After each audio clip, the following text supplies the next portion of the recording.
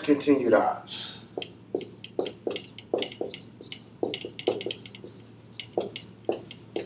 Let's talk about discontinued operations.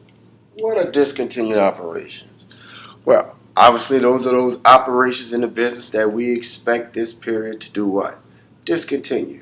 Okay, so that's the general aspect of what a discontinued operation is. You have a part of your business that you no longer expect to keep.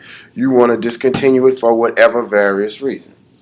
Now, in order to qualify as a discontinued op, it has to meet the criteria from GAAP, and which is normally stated in terms of for a practical purpose for your test. It would normally be stated as it meets the criteria of qualification for by GAAP for it to be considered a discontinued op. But more so, that particular criteria consists of that it has to be a separate line of a business, right? And so I want you to understand what do I mean by a separate line of a business.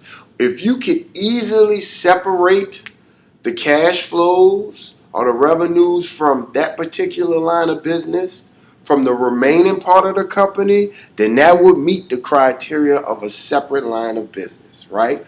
But if you can't easily separate, meaning that you can't easily identify the revenues from this part of the business from the other part of the business, then that's not considered a separate line of business or a separate segment of the business, okay? And so let me give you a quick example. Let's say we're talking about Nike, right? And Nike does what? Sells sports apparel. Preferably it sells shoes. If Nike decided to stop selling their Air Max, would that meet a criteria of a discontinued ops? The correct answer is no, it would not. Nike sells several different types of shoes, but they're in the business to sell shoes. And it is very hard, if not impossible, for you as a particular public viewer of the financial records to see how much was generated from the Air Max shoe this year, the Dunk shoe this year, the store, I don't know the name of these tennis shoes these days, but whatever other type of Nike shoes that they sell, brand shoes that they sell, okay? You can't do it. There's no way, okay? And so that's why it would not be considered a discontinued op. However, let's assume that Nike, for some reason, made sports drinks, right? Or they made weight equipment or something like that. And they decided to stop selling sports drinks, right? They decided to stop selling sports drinks. Well, is that a separate line from the Nike's traditional sports apparel? Or if they decided to do weight equipment? Yes. I mean, because you can separate the weight equipment. The Nike weight is totally a different line from the clothing apparel. Okay? Say, for example, Nike would have started out having a client service for a sports agency, right? Let's assume Nike started becoming sport agents. And they also did the stuff that Nike does now. Nike decided to stop its sports agency section. That's a totally different segment from what Nike is doing in terms of selling sports apparel. That would meet the criteria of a discontinued op. Okay? So, back to financial reporting of discontinued ops. You always have to break discontinued ops down into two parts. Okay? The first part, you always have to report the income from operations. You always have to report the income from operations. So basically what happens with your discontinued ops section, once you meet the criteria, the next thing you have to ask yourself, and I'm going to say income, but I'm going to really say income / loss, because it depends. Your next go-to follow question is, okay, what is my income or / loss from the operations of the company this period? So let me walk you through. We tried to, let's say Nike had the whole sports agency section. And we decided not to have that, no longer meet that, no longer have that enforced. And it met the criteria of a discontinued ops. The next thing we would have to do is find out, okay, this year, what was the income or loss generated from the sports agency department or section, right? So if the income is a positive number, Or if the income is a negative number, it needs to be reported right here. Income or loss from operations. That'll be the first part. And the operations will be the day-to-day operations. What did it do this year? Okay? The next part will consist of a gain or loss from disposal of assets. From disposal of assets, right? So here's the deal. I know I used the particular sports agency service, right? But let's say that this continues in that example. And let's say that as they dispose of all the assets related to that, not particularly the people, but let's say the buildings or the whatever assets that was associated with that, the buildings, maybe they may have provided cars to the agents or whatnot, but whatever those assets were, since they're getting rid of them, since they're discontinuing it, they're going to sell off those assets. So if they sell off the assets of the business and they get a gain by selling that at a price above its particular book value, then it needs to be reported here. If they get a loss for selling the stuff at a price below its book value, then of course it still needs to be reported here. So these are the two components of your discontinued operation, and it has to be in this order. Okay? I think we're going to do an example. Okay? So let's look at the example in the book. And this example is illustration 4-9, page 186. And it says that the Lutt Holding Company has several operating divisions. In October 2013, management decided to sell one of its divisions that qualifies as a separate component according to generally accepted accounting principles. All of that stuff right there is definitely a clue to let you know you're dealing with a what? Discontinued op. Why? Because it says separate divisions, it meets the criteria or qualifies as a separate component according to GAAP. So we know it's going to go here in this section, separately reported items, discontinued ops. So we're good on that. So again, the next follow-up question should be what? Where's the income or loss from the operations? Because that's the first thing that needs to be reported. So let's keep reading. The division was sold on December 18 this year for a net selling price of $14 million. So it was sold for $14 million.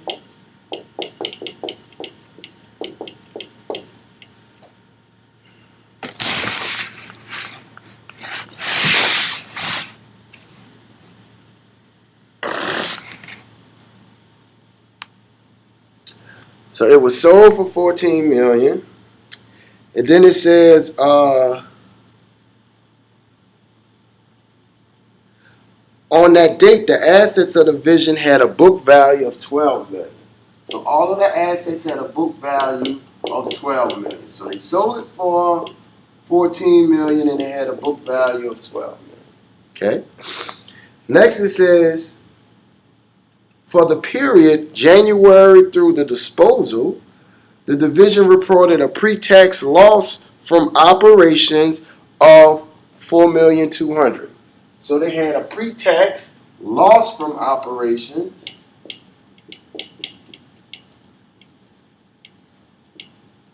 of $4.2 million. Okay. Then it says the company's income tax rate is 40%. So the tax rate is 40%.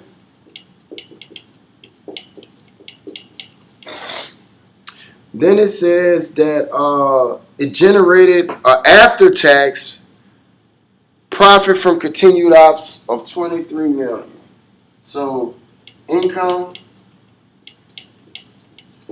from continued ops, $22,350,000. $22,350,000. And this is net of tax. This is net of tax. Okay? And they want us to calculate our net income starting with our income from continued ops. Now, we already talked about income from continued ops in a previous section. And all they said is that that entire section of the income statement resulted in a net income of $22,350,000. So we're going to start with that number and work down. Okay? So let's work this problem out. So we're going to start off with our income from continued ops, which is right here, and it's a net, so we don't have to show the tax effect. It's already in there, that big number. Okay? And then we're going to go right under our income from continued ops to the second part of the income statement, which are our separately reported items. The very first separately reported item is the what? Discontinued ops. And we know we have one in this example because we read it carefully. The very first part of your discontinued ops, based on what I've just lectured, would be your income or loss from operations. Now, based on this information here that I've easily itemized, we know that we have a loss from operations, right? And we said that that loss from operation was before tax. So we have a loss from operations of $4.2 million. Because it's a loss, it has to go in as negative. So then we will report our next part of discontinued ops, which is a gain or loss from disposal of the business. Now, how are we going to know if we had a gain or loss from disposal of the business? Easy. We're going to look at what we sold it for, our assets, which gave us a selling price of $14 million. But it was on the books at $12 million. So we sold it at a price above what it was actually worth. So obviously we can know if we have a gain or loss by just subtracting the selling price from the book value, and the number is higher. So therefore we have a gain from disposal of the assets. Gain from disposal. And our gain from disposal of the assets is simply $2 million.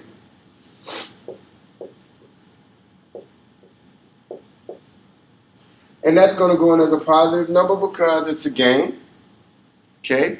These are just simply sub-columns so that it makes it less confusing for me to carry all these numbers over here to this outer column. Listen, these are not debits and credits. Remember, no financial statement has debits and credits. Okay? And so now what we're going to do is we're going to net our total effects of discontinued ops. So we're going to take the loss, which is a negative, and add it to the gain, which is a positive. And that's going to give us either a loss or income from discontinued ops before the tax effect. So once we net those two together, the loss was higher, so we're going to have a loss from discontinued ops. And the loss is going to be $2.2 million because we just subtracted the 2, right? Negative number because it's a loss. Now, loss from discontinued ops is before tax. This is before tax, right? So right under it, under every separately reported item, you have to show its tax effect. Each separately reported item has to be recorded net of tax.